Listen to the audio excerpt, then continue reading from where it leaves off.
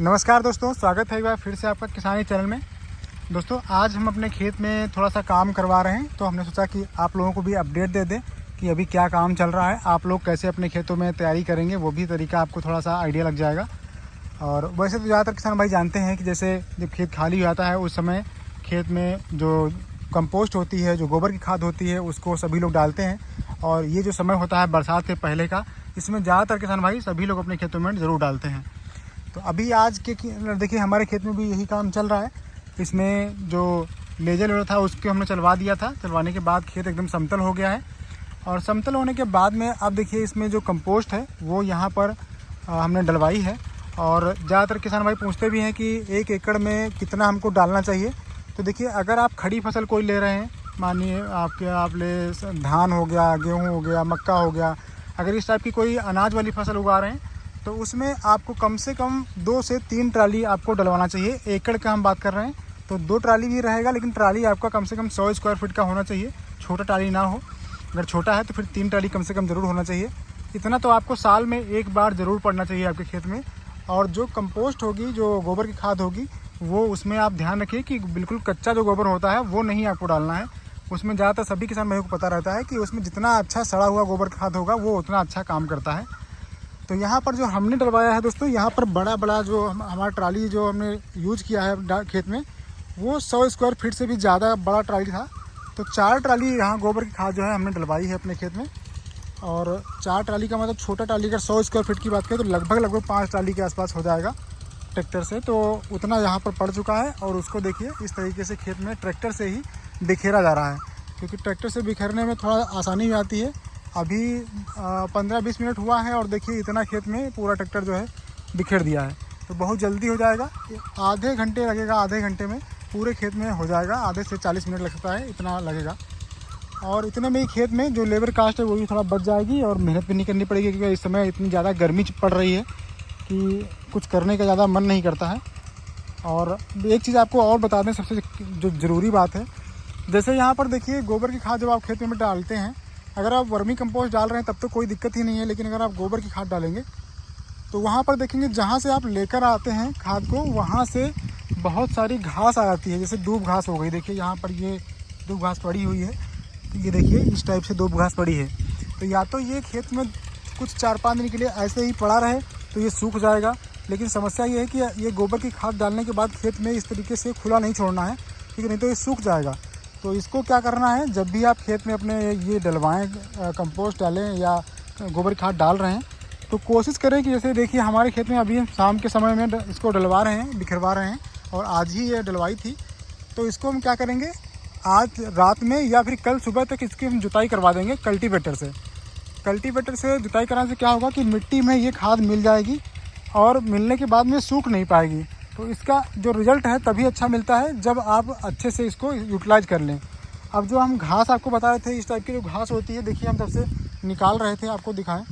ये घास आपको जैसे खेत में पड़ जाए तो थोड़ा मेहनत रहती है। ये देखिए दूब घास है, ये वाली जो घास होती है इसको निकालना बहुत ज़रूरी है।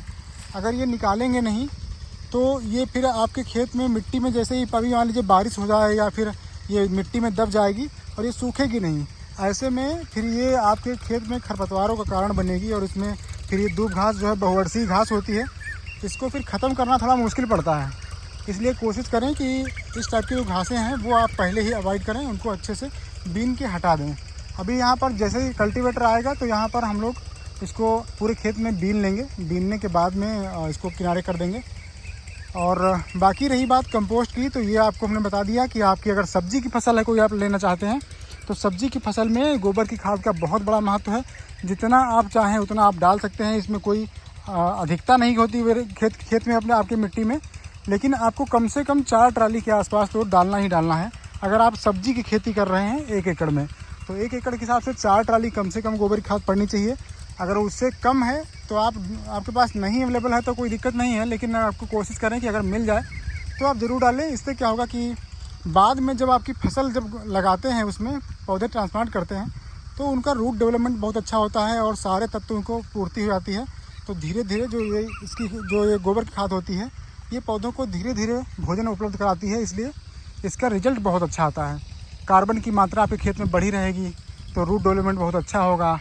और अगर आप कभी नहीं डालते हैं इसको तो आप देखेंगे कि उन खेतों में मिट्टी जो है बहुत ज़्यादा सख्त हो जाती है और उनका जो स्ट्रक्चर होता है, मिट्टी का जो कणों का स्ट्रक्चर होता है वो बदल जाता है। वो जो है उस पर बहुत असर जो है गलत पड़ता है, इसलिए आपको डालना चाहिए। अगर आपकी बलुई मिट्टी है तो और उसमें आप गोबर की खाद डालेंगे तो आपकी जो है दोमट मिट्टी टाइप में बन जाएगी।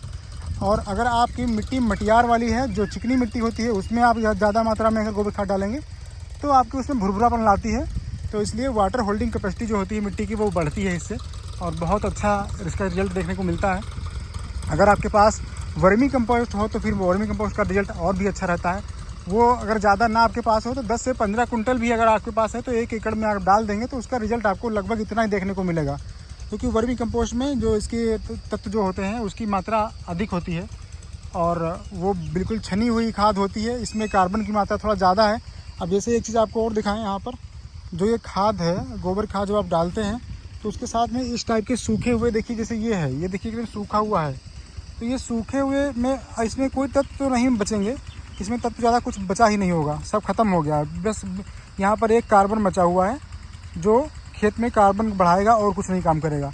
तो इस टाइप से ये खाद आपको पहचान करनी होती है कि अगर आपकी खाद अच्छे से सड़ी हुई है और ये ऊपर का शायद है, ऊपर का जो रहता है जहाँ पर खाद पड़ी होती है, यहाँ गाँव में लोग गड्ढों में डाल देते हैं ऐसे ही, तो ऊपर की जो रहती है वो सूख जाती है इस समय गर्मियों के महीनों में। तो जहाँ पर सूख जाएगी वहाँ पर उसमें कार्बन के अलावा कुछ बचता नहीं है। और जो नीचे की खाद होती है जैसे ये दिख रही है, ये खाद अच्छी है, तो इसको आपको डालना रहता है। अब जब आप अपने खेत में ये वाली खाद डाल देते हैं प्रचुर मात्रा में, उसके बाद जब भी आप अपनी सब्जियों की खेती करेंगे तो आपको कम से कम जो है आपकी फसल में कीड़े लगेंगे, क्योंकि पौधों की प्रतिरोधक क्षमता जो होती है वो थोड़ा बढ़ जाती है। जो पौधे होते हैं थोड़ा हेल्दी होते हैं, इसलिए उसमें रोग कम लगते हैं और आपका दवाओं का खर्चा कम पड़ता है। साथ ही साथ जो आपके रासायनिक खादें हैं उन पर आपको निर्भर नहीं रहना पड़ता है। अगर आप उसमें दे देते हैं तो ठीक है, नहीं अगर आपको उतना दे पाते हैं तो भी आपकी फसल कमज़ोर नहीं पड़ती है। तो ये फ़ायदा रहता है आपको अगर आप अपने मिट्टी में, अपने खेत में वर्मी कंपोस्ट या फिर कंपोस्ट खाद मिलाते हैं। अब यहाँ पर देखिए ये हमने इतना डलवाया था, डलवाने के बाद ये आज भी पूरा बिखर जाएगा। और ये खर्चा कितना आएगा, मुश्किल से हमारे यहाँ जो गोबर की खाद है वो 1000 रुपये के आसपास ट्राली के पड़ती है, जो नॉर्मल ट्राली होती है, लेकिन थोड़ा सा हमारी बड़ी थी तो मान लीजिए 1200 के आसपास खर्चा उसका आएगा। और 500 रुपये में ट्राली में जो भर के खेत तक पहुंचाने का काम है वो भी 500 रुपये पर ट्राली के हिसाब से होता है हमारे यहाँ। आपके यहाँ क्या रेट चलता है वो आप लोग कमेंट करके बताइएगा, ताकि सबको पता चल जाए कि आपके यहाँ कितना रेट चलता है। तो हमारे यहाँ जो गोबर की खाद अगर आप ख़रीदते हैं तो 1000 से 1200 रुपये में आपको पर ट्राली के हिसाब से मिलेगा। और अच्छा सड़ा हुआ खाद दूसरा आपको जो खेत में डलवाने का जो चार्ज है वो अपने ट्रैक्टर से ही भरेंगे और भरने के बाद खेत तक आपके पहुँचाएँगे, तो वो 500 रुपये पर ट्राली के हिसाब से हमारे यहाँ रहता है। तो ये दोस्तों अपडेट था। अब ये देखिए समय ऐसा हो गया है कि बारिश धीरे धीरे आने का समय हो रहा है, क्योंकि जून जो है आधा जून लगभग आने पर है। और जैसे ही 15 तारीख के आसपास का समय आएगा, हमें लग रहा है बारिश शुरू हो जाएगी, तो उससे पहले हमें खेत में अपने कल्टीवेटर से जितवा देना है, ताकि इसमें जो भी तत्व हैं वो मिट्टी में ही रहें, बाहर ना जाएं। और लेवलिंग हो गई है अच्छे से तो कोई दिक्कत नहीं है, पूरे खेत में आसानी से पानी जो है निकल जाएगा। तो चलिए, अगर आपको कुछ जानकारी अच्छी लगी हो तो वीडियो को लाइक कीजिए, शेयर कीजिए, चैनल पर पहले कर लीजिएगा।